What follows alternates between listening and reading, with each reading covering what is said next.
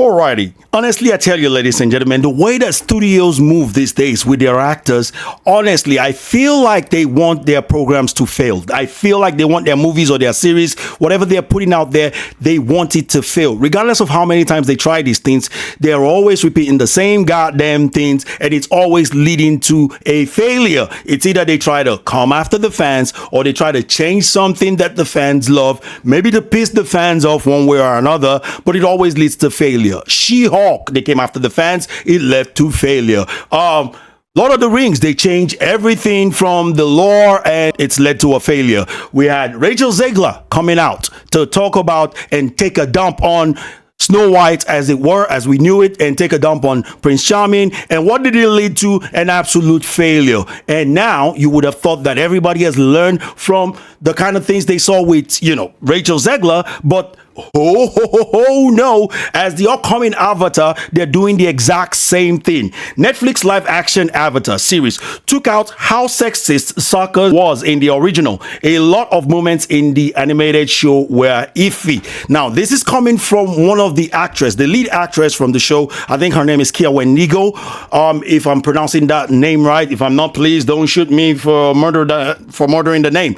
But in any case, you guys, she's coming out to take a right old dump, pretty much like Rachel Zegler did with Prince Charming or Snow White on Sokka. She's taking a dump on Sokka, saying that, oh no, they had to remove that sexism because, modern audience just can't take it. So I want us to jump into this because it's not sitting too well with a whole lot of people. The people that they're trying to pander to, I don't think those people like it either. So let's jump right into this article. I'm going to read this article. I'm going to share my opinion as well as share some of the people's opinion, how they're feeling online about this.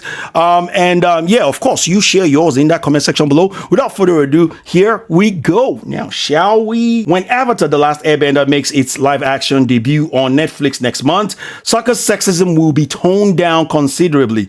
Why?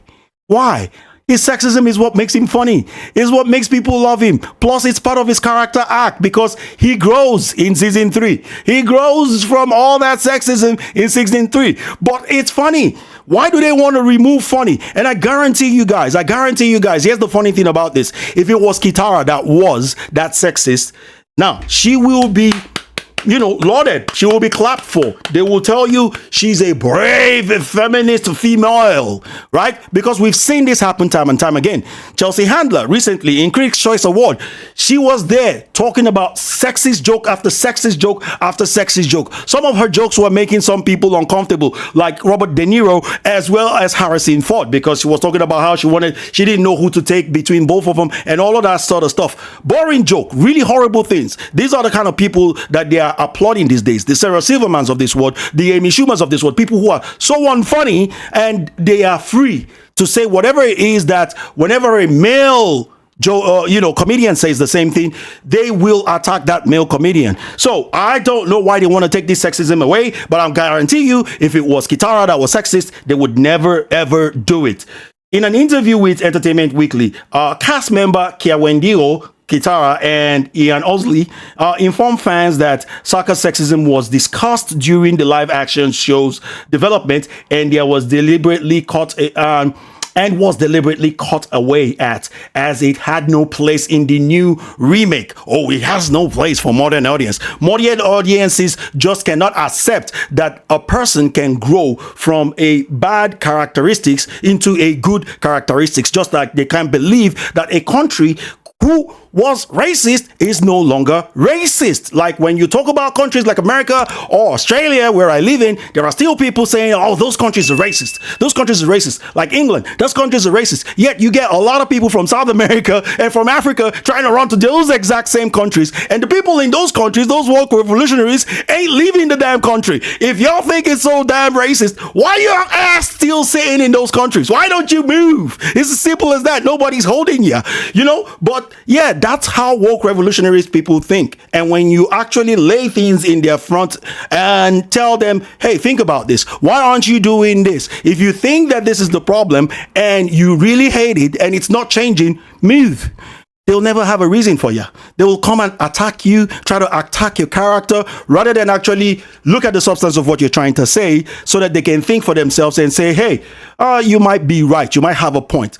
But this is the world that we live in. When it comes to woke revolutionaries, they just want their own messages to be pushed out there, regardless of what anybody thinks, regardless of logic. It just has to be their way or the highway, and you can never be woke enough. Hence why they're doing things like this.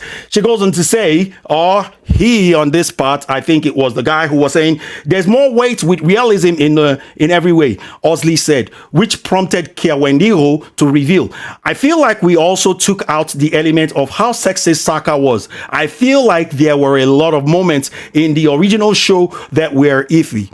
Sounds very much like Rachel Zegler, who said that, oh, as you guys well know, the 1937 Snow White is dated, so we had to change a lot of things. How did that bode for you with the audience? Well, let's go on the Twitters and find out. As far as Twitter is concerned, this is what people had to say. This is under Variety, and I'm choosing to actually read what the audience from the Variety circle, people who are reading Variety, are actually having to say. Mike Corolla says, it's literally a part of his character arc that Saka learns how stupid his sexist views were and begs the Kyoshi warriors to teach him this show is gonna suck. Another person said, I could write a 2-hour-long video essay on why Saka's sexism was important to his character arc. Growing and accepting the powerful women in his life was a major plot point for him. From the beginning of the meeting to meeting of the Kyoshi, and to watching his sister become a master bender, who is absolutely 100% correct. We're in summer in Perth right now, and it's like 38 degrees outside. So please forgive me. I am sweating profusely because the air conditioner is all turned off because I want the best audio for the video. But in any case, you guys, Sel goes on to say, this is unnecessary and very disappointing to hear. It was good enough and okay for children to understand in a Nickelodeon animated show. Then why the hell would it be bad to just translate the source material in live action? Well, because they can't pass the message if they don't change it from the source material to whatever message it is that they want to push. That's the reality of it. This is what they want to do. Someone said, so then when Saka meets Suki, what then? What then? What then? Where is the chemistry going to come from? What jokes is he going to make that is going to make it more appealing, that is going to make it more meaningful when he actually realizes his mistakes? Every actor used to have a flaw. For instance, Spider-Man was selfish. Spider-Man only wanted to make money. That's why he went and fought in a wrestling match, to make money so that he can buy a car to impress Mary Jane. When it comes to Thor, Thor was prideful. Thor was doing things without anybody's consent because he thought he was the end all be all. At the end of the day, both guys were taught lessons that actually helped their character arc and their personality development to make them the hero that they became in the end. And the same thing goes with Saka. His sarcasm and his sexism is what made him Saka. It's what made his character growth all the more important. And everybody could relate to that. Every single person could relate to that. That's why a lot of people are blasting them. And one person even goes on to say, damn, studios are terrified to even have character development now. It's over. I'm laughing my ass out. And just like I said, these people, they ain't learning. They are doing the exact same thing that they've done time and time again, that the audience, the true audience, actually hates. And the audience that they're trying to pander to do not watch these shows, do not care about this show. And I know when I'm talking about shows like this, there are some people out there who come out and say, hey, you haven't even seen the show. You never watched this show. And you're talking about it like they did with the Doctor Who show. I watch all the 4 freaking specials, something I will never unsee. And I don't have to prove it to anybody that I saw them.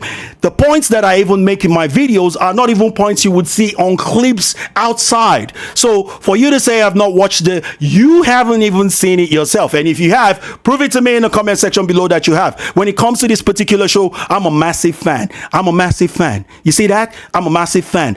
I'm a massive fan of the original. The Korra is even a little bit, woke when it comes to Korra itself. And you know what? People who actually created it, they bailed out on it. Netflix boss says making live action series after the original creators left over creative differences was absolutely daunting. Why would they want to leave? I mean, this is a $120 million project from Netflix. This is even massive, more massive than what Disney has put into Doctor Who. And these guys, they bailed out. They were like, nah, see you later.